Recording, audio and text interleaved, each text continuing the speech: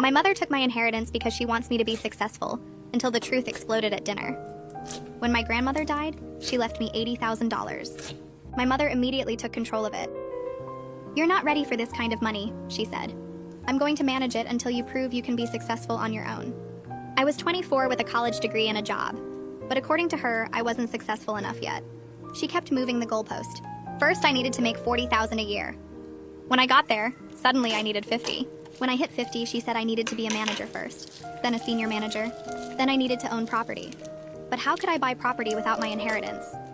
"That's the point," she'd say. "Really successful people don't need handouts. They make their own way." Meanwhile, she was living extremely well. New car, kitchen renovation, yearly cruises. When I asked about it, she'd say she was investing my money wisely. "You'll thank me when you see how much it's grown." She never showed me any investment statements. She'd just pat my hand and say, "Trust me, I'm doing this because I love you." Most parents would have just spent it, but I want you to earn your success properly. She had this whole philosophy about it. She'd tell everyone at family gatherings how she was teaching me the value of hard work by not giving me my grandmother's money. Too many young people get ruined by windfalls. I'm protecting them from that. Relatives would actually praise her for being so thoughtful. My aunt would say things like, "You're such a good mother," making sure they learn responsibility. My mother would smile and say, "It's hard but necessary. They'll understand when they're older." Years passed like this. I got promoted 3 times, started making $70,000, saved enough to buy a small condo with a mortgage. Every milestone I hit, she'd create a new requirement. "You need to be married first. Then, you need to have 6 months of emergency savings. Then, you need to max out your retirement for at least 5 years." I was 32 when everything unraveled.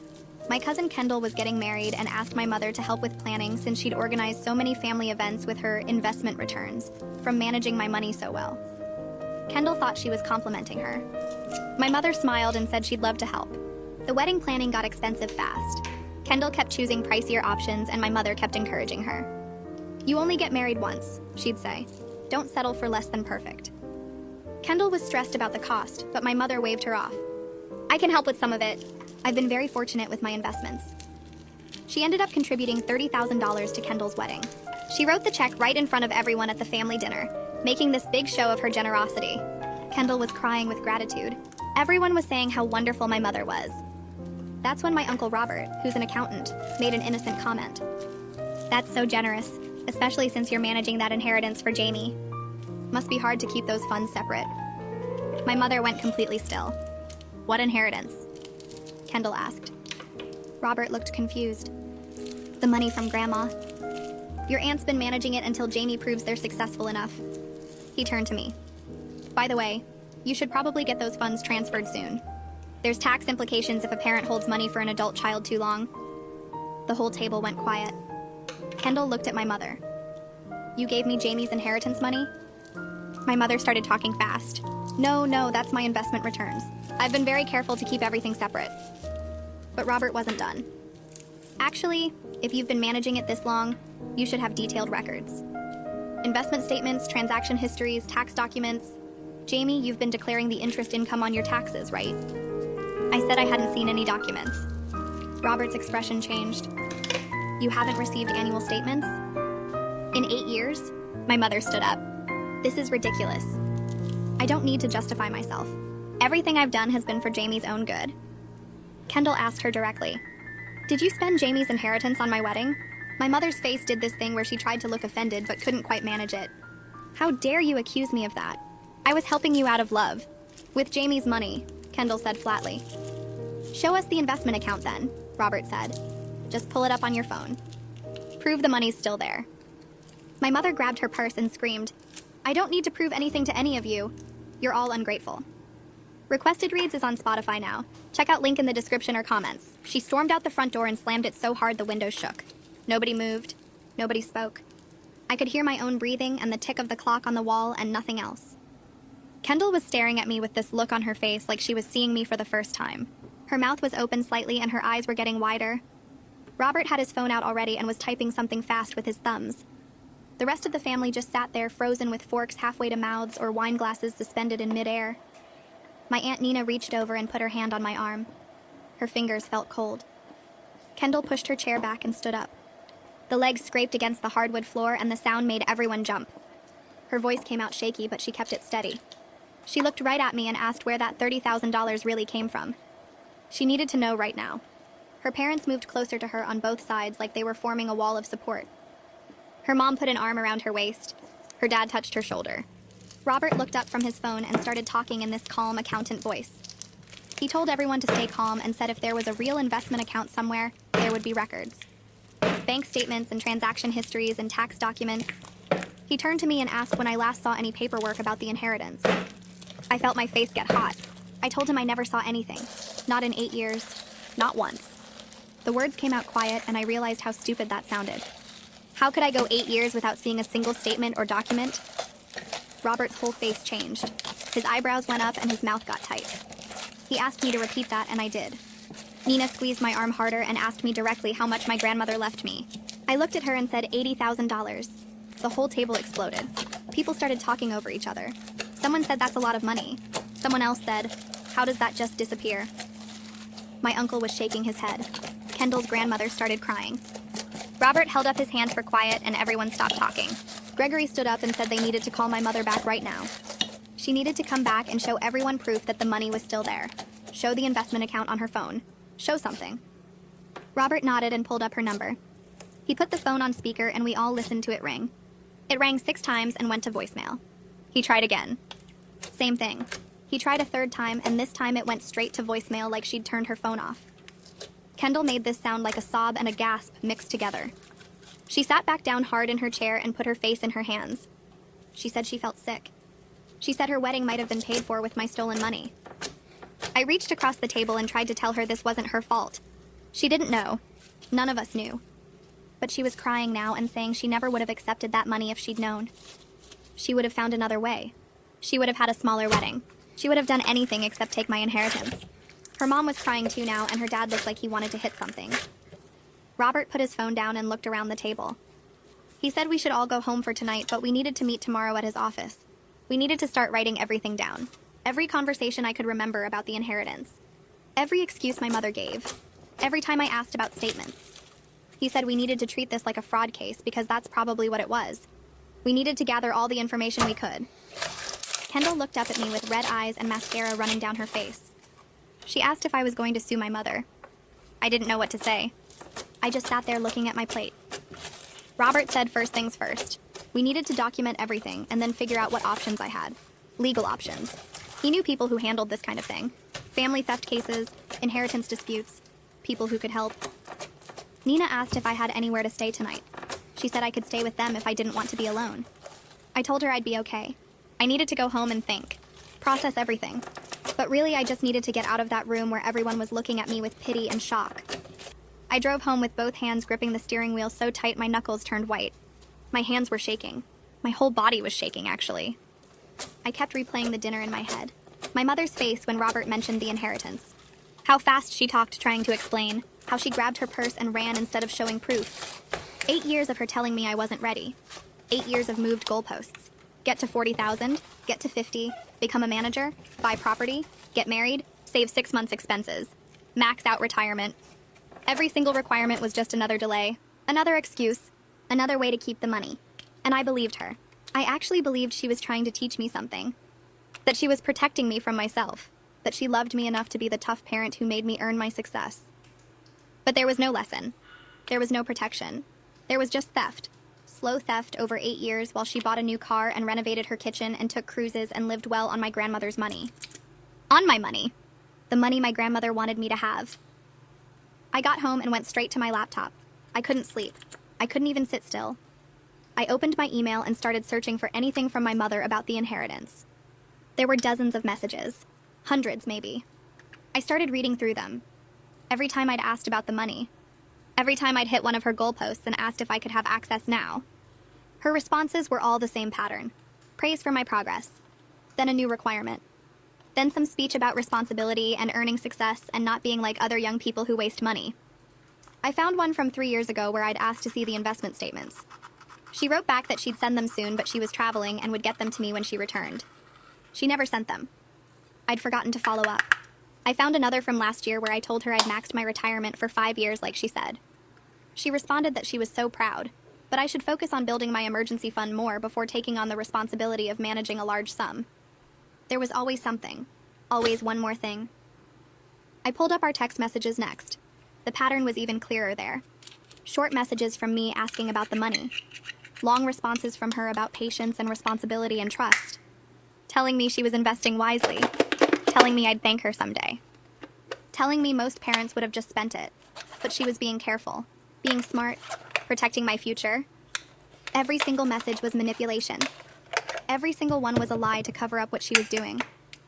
My phone rang at 8 the next morning. I'd been awake all night sitting on my couch surrounded by printed emails and screenshots. Robert's name showed on the screen. I answered, and he said he'd spent the evening making calls. He had a lawyer friend who handled family theft cases, financial abuse situations, elder abuse usually, but she'd worked on cases like mine before. She was willing to meet with me and talk about my options. Her name was Aurelia. He gave me her number and said I should call today. He also said he and Kendall and her parents wanted to meet at his office that afternoon if I was up for it. Start building a timeline. Start documenting everything. I said yes. I said I'd be there. I asked if he really thought my mother stole everything. He was quiet for a second. Then he said yes. He said there was no other explanation. If she had investment accounts, she would have shown them last night. She would have pulled up her phone right there at the table and proved everyone wrong. Instead, she ran. People who are innocent don't run. They don't scream and deflect. They show proof. I thanked him and hung up. Then I called Aurelia's number. A woman answered on the second ring. I told her Robert gave me her name. She said she'd been expecting my call. She asked if I could come to her office that afternoon before I met with Robert. She wanted to hear my story and talk about what options I might have. Legal options, ways to get my money back. I said yes. I said I'd be there at 2. She gave me the address and said to bring any documentation I had. Any emails or texts or notes about the inheritance. Anything that showed what my mother promised and what she actually did. I looked at the papers spread across my couch and coffee table. I had plenty of documentation. I had 8 years of lies in writing. Robert's office felt cold when I walked in the next afternoon. He'd already covered one wall with a huge whiteboard divided into columns. Years across the top. My achievements down the left side. My mother's excuses in red marker filling the middle. Kendall sat at the conference table with her parents, Nina and Gregory. They all looked up when I entered. Robert handed me a legal pad and told me to start writing. Every conversation I could remember about the inheritance. Every excuse my mother gave. Every time I asked to see statements. I sat down and started filling pages. First year, she said I needed to make $40,000. Second year, $50,000. Third year, manager position. The pattern looked worse written out like this. Each requirement perfectly timed to keep me waiting. Each excuse designed to sound reasonable. Kendall pushed a folder across the table to me. Wedding planning documents, vendor contracts, payment records. On top sat a copy of the check. $30,000 from my mother's personal account, dated 4 months ago. Kendall's hands shook as she explained she'd brought everything that showed money from my mother. She said she needed to help prove what happened, even though it meant facing that her wedding was funded by theft. Her voice cracked on the last word. Robert took the folder and added the check copy to his evidence wall. He explained that without any investment account papers, the burden of proof was on my mother to show where the money went. The fact that she ran away screaming instead of pulling up statements on her phone was extremely telling. In his professional opinion as an accountant, legitimate investments always have paper trails, always have statements, always have tax documents. The complete absence of documentation after 8 years meant one of two things. Either the accounts never existed, or my mother was hiding them. Both options pointed to theft. Nina spoke up from her seat. She admitted she always thought it was odd that my mother controlled my inheritance for so long. She'd assumed it was some kind of trust arrangement, some legal structure that required parental oversight. She felt guilty for not questioning it more directly over the years, for praising my mother's wisdom instead of asking to see the actual investment accounts. Gregory nodded and said they should have pushed harder when I hit every milestone and still couldn't access the money. The whole family had enabled this by accepting my mother's explanations without proof. I left Robert's office with copies of everything and drove straight to Aurelia Redmond's law office downtown. She'd agreed to meet me that afternoon. Her assistant brought me to a conference room where Aurelia was already waiting. She asked me to tell her everything from the beginning. I walked through the whole story.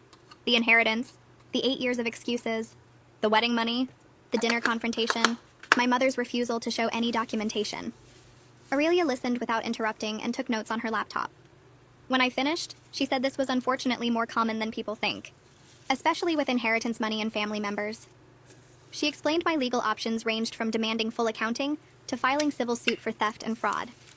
We could start with a formal demand or go straight to court. The choice depended on whether I thought my mother would cooperate or fight. I told her my mother would fight. Aurelia nodded like she expected that answer. She recommended starting with a formal legal demand letter requiring my mother to provide complete papers about the inheritance money within 30 days. This gave her a chance to cooperate before we took things to court. If she provided legitimate investment statements showing the money was safe and growing, we could potentially resolve this without litigation. But if she couldn't or wouldn't provide records, that became powerful evidence for a lawsuit. The demand letter would also establish a clear timeline, 30 days to comply. After that, we'd have legal grounds to escalate. I authorized Aurelia to send the demand letter. She pulled up a template on her computer and started filling in details. $80,000, 8 years, no documentation provided, 30 days to produce complete investment records. She explained the next step would be hiring a forensic accountant if my mother couldn't or wouldn't provide legitimate records. The investigation could take months, but would trace where the money actually went. Bank records, credit card statements, major purchases. The forensic accountant would build a complete picture of how my mother spent the inheritance. I signed the authorization form, and Aurelia said she'd have the demand letter sent by registered mail tomorrow. My mother would have to sign for it. No way to claim she never received it. I drove home feeling exhausted, but also strangely calm. I'd taken action, started the legal process, put my mother on notice that I wasn't backing down. My phone rang that evening while I was heating up dinner. My mother's name on the screen. I almost didn't answer. But I needed to hear what she'd say now that lawyers were involved. Her voice came through cold and angry instead of defensive. She said I'd humiliated her in front of the entire family and destroyed her reputation by accusing her of theft. Everyone was calling her, asking questions, treating her like a criminal. How could I do this to my own mother?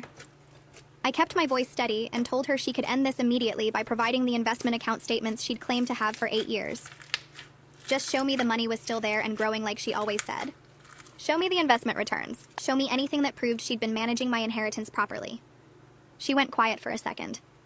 Then she said she didn't have to prove anything to me. She was my mother. I owed her everything.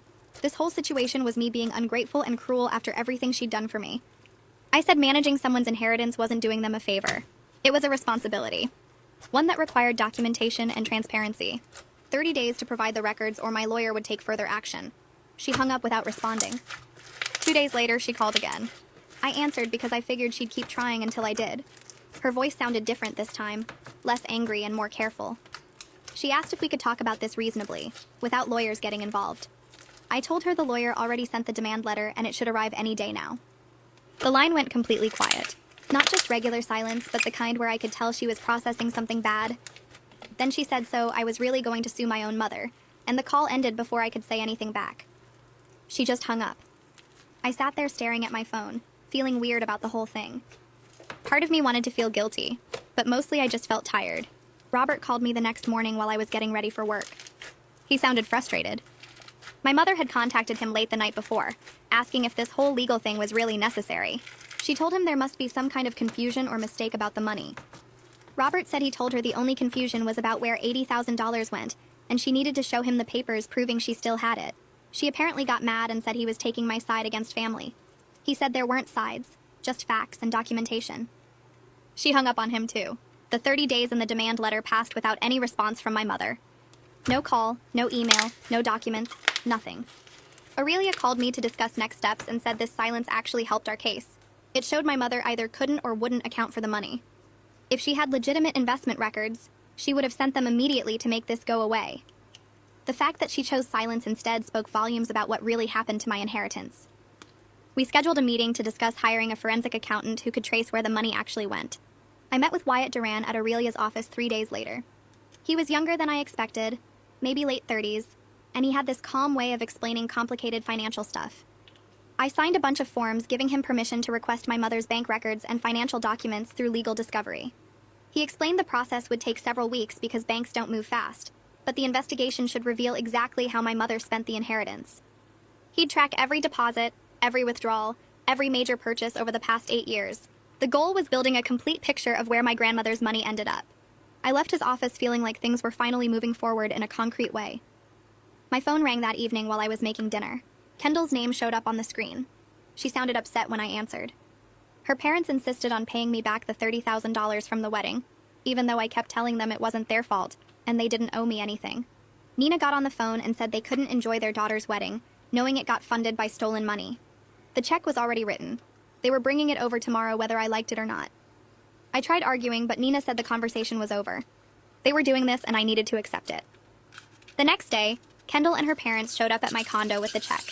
Nina hugged me and apologized for not seeing what my mother was doing all those years. Gregory said they should have asked more questions about the inheritance situation instead of just accepting my mother's explanations. I took the check because I needed the money, but it felt complicated. This was only a fraction of what got taken from me. Still, holding that check felt important somehow. It was the first real step toward getting back what I lost. The first piece of my inheritance returning to me after 8 years. It made everything feel more real and less like some nightmare I couldn't wake up from. A week later, my mother sent a long email. I almost deleted it without reading, but I needed to see what she'd say. The email claimed she did invest my money like she always said, but she made some bad choices and lost most of it. She was too embarrassed to tell me the truth. She'd been trying to make the money back before I found out, hoping to fix everything quietly. The email went on for paragraphs about how guilty she felt, and how she never meant for any of this to happen. She said she loved me and just wanted to protect me from knowing about her mistakes. I forwarded the email to Aurelia without responding to my mother. Aurelia called me within an hour and said this excuse was totally expected. Lots of people caught stealing money claim they lost it in bad investments. It's a common story because it sounds better than admitting they spent it on themselves. She said we'd need to see actual proof of these supposed investments and losses. Bank statements showing money going into investment accounts. Records of what stocks or funds she bought. Documentation of when and how the losses occurred. Without proof, this email was just another story.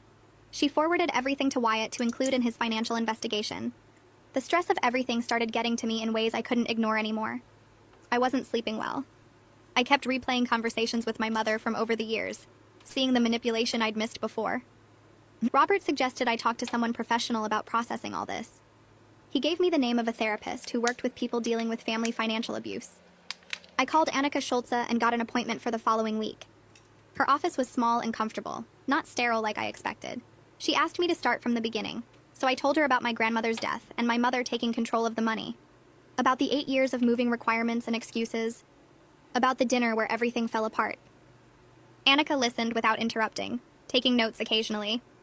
When I finished, she said what happened to me was financial abuse combined with systematic gaslighting. My mother had spent years manipulating my perception of reality to cover up theft.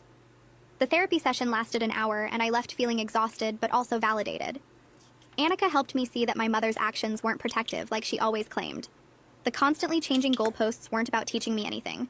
They were designed to keep me compliant and doubting myself while she spent my inheritance. Every time I met a requirement, she created a new one because she needed more time to spend more money. The manipulation was deliberate and planned, not some misguided attempt to help me grow. Understanding that changed something fundamental in how I saw the whole situation. 2 days after that therapy session, Wyatt called me. His voice sounded different from before, more serious and careful with his words. He said he finished going through all the financial records and found some patterns we needed to discuss right away. He wanted to meet with me and Aurelia together because the findings were pretty concerning. We set up the meeting for the next afternoon at Aurelia's office. I barely slept that night knowing I was about to see exactly where my $80,000 went. The next day, I arrived at Aurelia's office 10 minutes early and sat in the waiting room trying to keep my hands from shaking.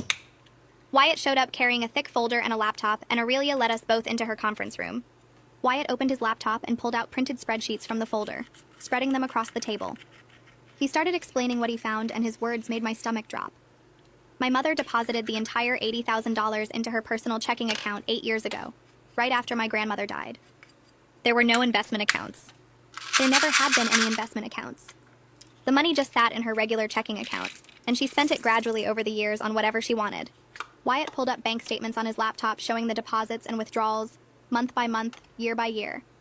He walked me through the major expenses using a spreadsheet he created.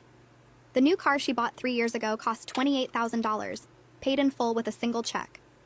The kitchen renovation she did 5 years ago was $35,000, paid to the contractor in 3 installments over 4 months. The yearly cruises she took added up to about $12,000 total over the 8 years. The remaining $15,000 got spent on general living expenses, eating out, shopping, clothes, and eventually the $30,000 check to Kendall, which actually overdrew the account since only $15,000 was left by then. She had to transfer money from her own savings to cover that check. which is probably why she panicked so badly when Robert asked about keeping the funds separate. Aurelia leaned forward and said this documentation proved theft and fraud beyond any doubt. We had grounds for an extremely strong civil case against my mother.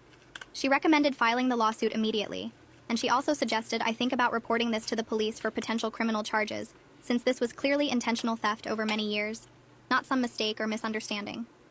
I felt sick looking at the spreadsheet Wyatt created. Every line item showed how my inheritance funded my mother's lifestyle, while she told me I wasn't successful enough to have my own money. Every vacation she took, every upgrade she made to her house, every luxury purchase was bought with money my grandmother meant for my future. The car I saw her driving around was purchased with my inheritance. The beautiful kitchen she showed off at family gatherings was built with my inheritance. The cruise photos she posted on social media were taken on trips funded by my inheritance. And the whole time she was spending it, she was lecturing me about hard work and earning success properly. Robert came to the meeting too, sitting next to me for support. He looked at the spreadsheets and said the evidence was totally clear and overwhelming. He told Aurelia he would testify about the dinner confrontation and how my mother couldn't provide any investment papers when he asked. He said as an accountant, he could explain to a court why her story made no sense and why any legitimate investment would have documentation. I told Aurelia to go ahead and file the civil lawsuit. I wanted my money back and I wanted it in writing that she stole from me. But I wasn't sure yet about criminal charges. The idea of my mother potentially going to jail made me feel complicated things I couldn't quite sort out. Aurelia said that was fine. We could start with the civil case and I could decide about criminal charges later. She would start preparing the lawsuit papers immediately. A week later, my mother got served with the lawsuit at her house. She called me within an hour, screaming so loud I had to hold the phone away from my ear. She said I was destroying our family and tearing apart everything we had. She kept yelling that she was my mother, and I owed her everything, and this betrayal was worse than anything she ever did to me. I didn't argue with her or try to explain myself. I just said calmly that she stole $80,000 from me and I wanted it back. She started to say something else, but I hung up. Then I blocked her number on my phone like Annika advised me to do for my mental health. Over the next few days, several family members reached out to me. Some of them were the same relatives who used to praise my mother's wisdom about teaching me responsibility. They apologized for not questioning the situation more carefully over the years. They said they should have realized something was wrong when she never showed any investment statements or let me have access to my own money. My Aunt Nina called and said she felt terrible for not speaking up sooner, and she was proud of me for standing up for myself now. A few relatives called me in the days after that, and they weren't supportive like Nina. My mother's sister told me I was being vindictive, and that family matters should stay private. She said I was destroying our family over money, and that I should be ashamed. Another cousin sent me a long text about how I was tearing the family apart, and that my mother made mistakes but didn't deserve this public humiliation. I felt angry reading these messages because they were acting like I was the problem instead of the person who stole $80,000 from me. Nina found out about these calls and sent an email to the whole family.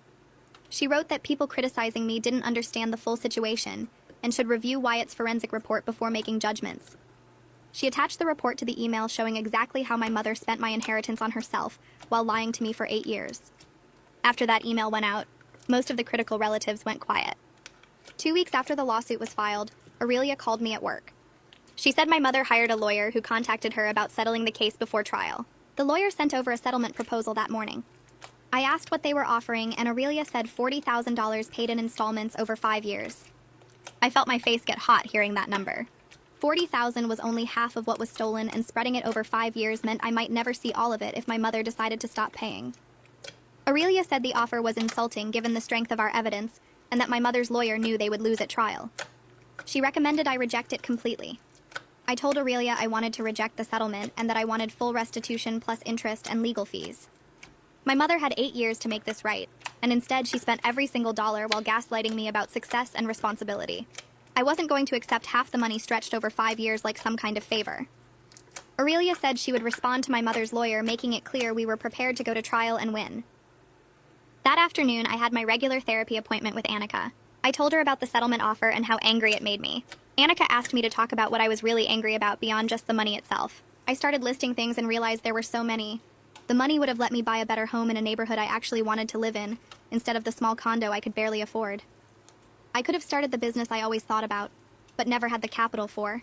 I could have invested in my future instead of struggling paycheck to paycheck trying to meet arbitrary goalposts that kept moving. I could have traveled or gone back to the school or had financial security. Instead, I spent 8 years working myself to death trying to prove I was successful enough while my mother lived off money that was supposed to be mine. Annika helped me see that the anger wasn't just about what was taken, but about all the opportunities I lost and the years I wasted trying to earn something that was already mine. The legal process moved forward over the next few weeks. Kendall had to give a deposition about the wedding money and what she knew about my grandmother's intentions for the inheritance. She called me the night before looking nervous and said she felt terrible about having to testify against her aunt. I told her I understood, but that I needed her to be honest about what happened. The deposition happened at Aurelia's office, and Kendall was there for about 2 hours. Aurelia told me afterward that Kendall did well and was clearly uncomfortable, but remained truthful about everything she witnessed. She confirmed my mother contributed $30,000 to the wedding, and that my mother told everyone it came from successful investments. Kendall also testified about conversations with my grandmother before she died, where my grandmother specifically said the $80,000 was meant to help me build a good life. Robert's deposition was scheduled a week after Kendall's. He went in prepared with notes about the dinner confrontation and his professional opinion as an accountant. Aurelia said his testimony was really damaging to my mother's defense because he explained in detail why the lack of any investment documentation over 8 years made my mother's story impossible to believe. He walked through what legitimate investment management would look like and how there would be quarterly statements, tax documents, and clear paper trails. The absence of anything like that proved my mother never invested the money at all. A month after Robert's deposition, my mother's lawyer contacted Aurelia again requesting mediation. The lawyer acknowledged that the evidence was problematic for their case and suggested we try to reach an agreement through mediation instead of going to trial. Aurelia said this was a good sign because it meant they knew they would lose badly if we went in front of a judge. She said we should agree to mediation because we could negotiate a much better settlement now that they understood how strong our case was. The mediation was scheduled for 2 weeks later at a neutral office downtown. I was nervous driving there that morning because I would have to be in the same room as my mother for the first time since she got served with the lawsuit. Annika had prepared me for this in our sessions and reminded me to stay focused on the facts and not get pulled into emotional arguments. The mediation room was small with a long table and the mediator sitting at the head. My mother and her lawyer were already there when Aurelia and I walked in. My mother wouldn't look at me at all and kept her eyes down on the table. She looked smaller than I remembered, almost shrunken in her chair. Her lawyer did most of the talking while she sat there silently. The mediation went on for hours with breaks where the mediator would talk to each side separately. My mother's lawyer kept trying to argue that she had made mistakes but didn't intend to steal from me. Aurelia shut that down by pointing to Wyatt's forensic report showing systematic spending over 8 years. Every time they tried to lower the settlement amount, Aurelia would remind them what a judge would likely award, plus legal fees and interest. By late afternoon, my mother's lawyer came back with a new offer. $75,000 including interest and my legal fees. My mother would have to sell her car and take a home equity loan against her house to come up with the money. The payment would be made within 60 days. Aurelia said this was probably the best we could get without going through a full trial, which could take another year. I looked across the table at my mother, who was still staring down, refusing to meet my eyes. I accepted the settlement even though it didn't fully cover what was taken from me. Aurelia explained that getting more would require a lengthy trial with no guarantee of a better outcome, and my mother might not even have more assets to take.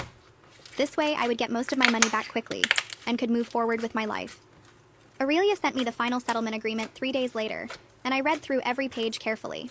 The document included a section where my mother had to acknowledge in writing that she received my $80,000 inheritance in trust and misappropriated those funds for personal expenses, including a vehicle purchase, home renovation, vacation travel, and contributions to family events.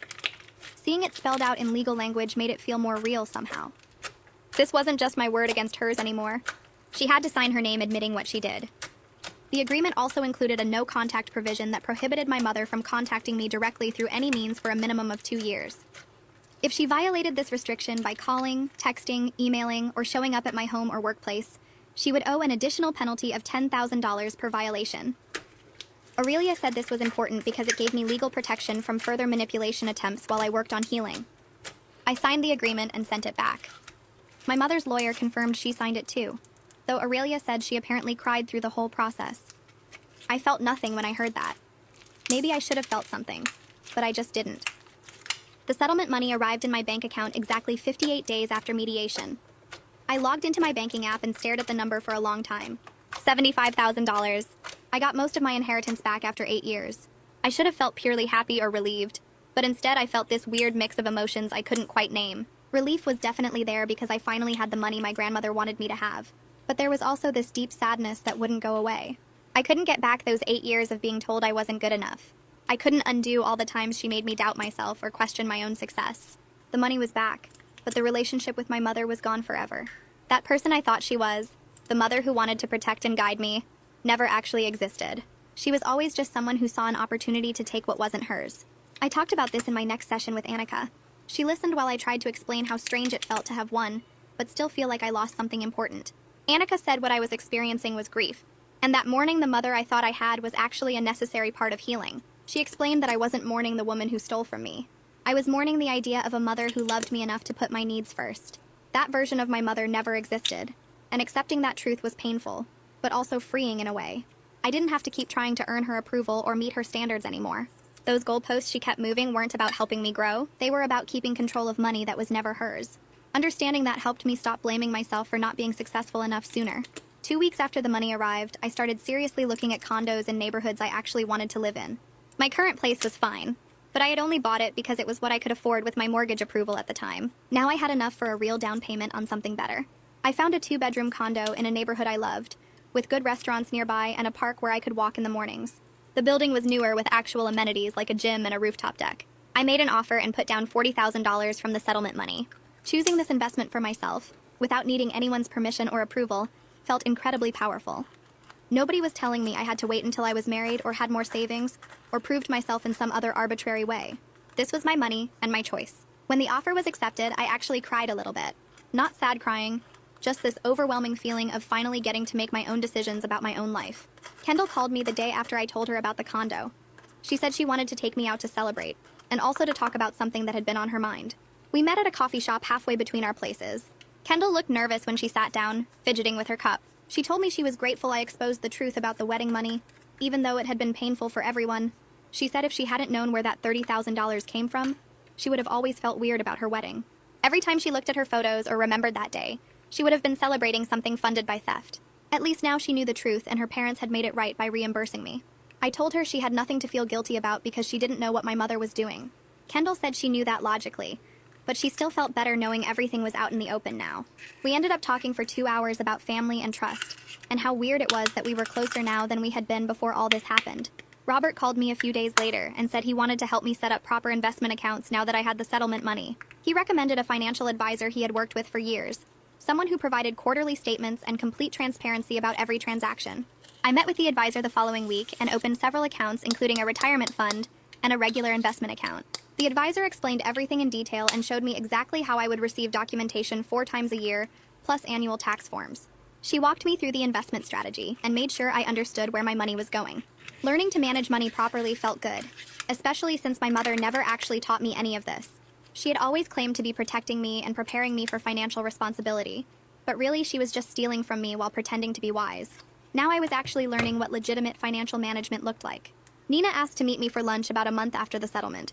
We sat in a quiet restaurant booth and she got right to the point. She told me she had limited her contact with my mother significantly because she couldn't forgive what was done to me. Nina said she still talked to her sister occasionally because they were family, but the relationship had changed completely. She said some betrayals were too fundamental to overlook, even between sisters. What my mother did wasn't just a mistake or a moment of weakness. It was 8 years of calculated theft and manipulation of her own child. Nina said she couldn't respect that or pretend everything was fine. She wanted me to know she was on my side and always would be, and that she was sorry she hadn't questioned things more carefully when my mother was controlling the inheritance. I thanked her for saying that and told her I didn't blame her for not seeing it sooner, because my mother was very good at making her lies sound reasonable. 6 months after the settlement, I was doing surprisingly well both financially and emotionally. I had moved into my new condo and made it feel like home. My investment accounts were growing steadily, and I received quarterly statements showing exactly where my money was and how it was performing. Work was going well, and I had gotten another promotion. I still had complicated feelings about my mother, and probably always would. Sometimes I felt angry about the wasted years. Sometimes I felt sad about losing the relationship I thought we had. Sometimes I felt nothing at all. But I had accepted that our relationship might never recover, and that was her consequence to bear, not mine. She made her choices, and now she had to live with them. I made my choices too, and I chose to move forward without her. Annika and I spent several sessions working on rebuilding my ability to trust other people. The 8 years of gaslighting had damaged something fundamental in how I related to others. I had learned to doubt my own perceptions and second-guess my instincts because my mother had trained me to do that.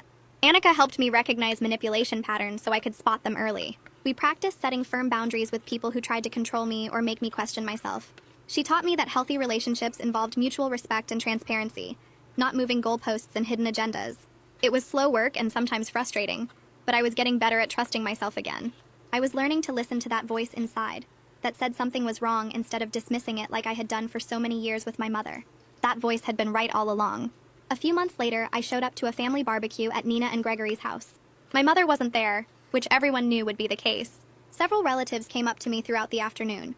My uncle from my dad's side pulled me aside near the grill and told me he was proud of how I handled everything. He said he should have questioned the situation years ago when my mother kept talking about teaching me responsibility. My cousin's husband apologized for not speaking up when he thought something seemed off about the inheritance arrangement. He said he assumed it was some kind of legal trust setup and didn't want to pry into family finances. 3 different aunts and uncles separately mentioned they felt terrible for praising my mother's supposed wisdom all those years. I told each of them I didn't blame them because my mother was convincing, and I had believed her lies too for a long time. The gathering felt lighter without the tension of my mother's presence and her constant need to control conversations. Kendall's 1-year anniversary party happened in early fall. She and her husband rented a small event space and invited close family and friends. I brought a nice gift and actually felt happy watching them dance and celebrate. There was no bitter taste in my mouth about stolen money funding their wedding anymore.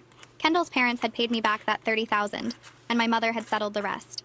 I could look at their wedding photos on display without feeling angry or cheated. Kendall hugged me tight when I arrived and whispered that she was glad I came and that things had worked out. Her happiness felt clean now, not tainted by theft and lies. I stayed late and danced with relatives and ate too much cake.